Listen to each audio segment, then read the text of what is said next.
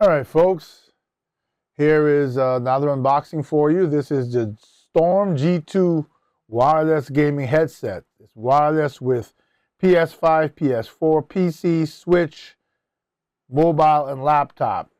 It has OXS. I guess that's the branding. I want to try these out. Usually I get these from my kids. They're into all the video games, but I want to try this out with my VR headset, my MetaQuest 3 for myself to see if it's an option when I'm playing certain games. All right, so let's get right into it. Especially if I want to do a virtual recording for some reason. So headset, Storm G2 wireless gaming headset, model GH02. Speaker type, dynamic driver. Speaker diameter, 50 millimeters. Impedance, 200 plus or minus 15%. Sensitivity, 1 kilohertz. 100 plus 3 decibels. Frequency range, 20 hertz to 20 kilohertz. Microphone is electric condensed. Directionality is omnidirectional. Sensitivity, minus plus, I can hardly read that. Minus 42 plus 2 decibels. Impedance 2.2 kiloohms. Frequency range 50 hertz to 10 kilohertz. Battery 1000 milliamp hour, 3.7 volt.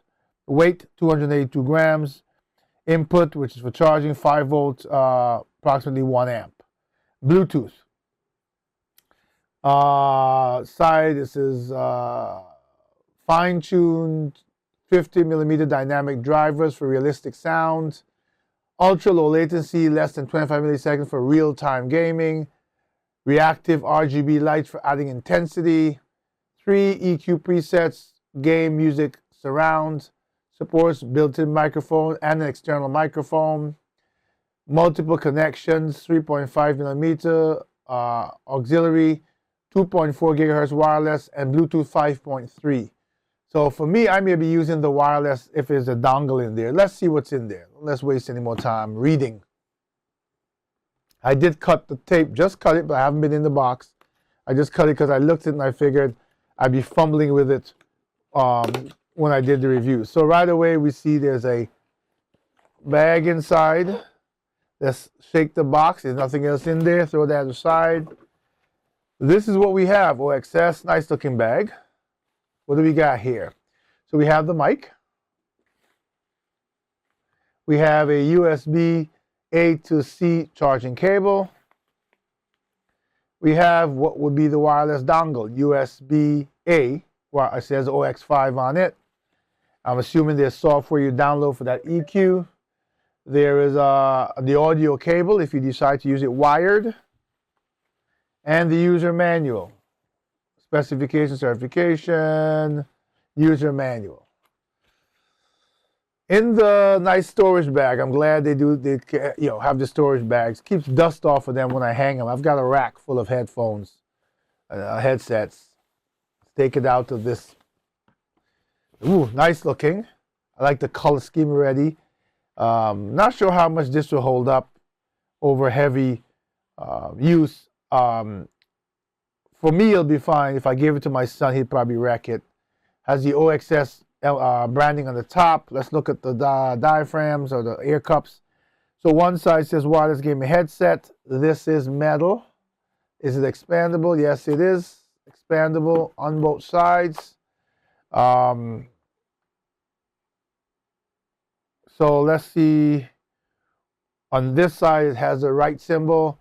On the right side, it has a Bluetooth or 2.4 gigahertz switch, stiff switch, so that won't move out of place when you select it. On the other side, it has the audio port, the USB-C port. No, so sorry. Let's go back. This is the mic port.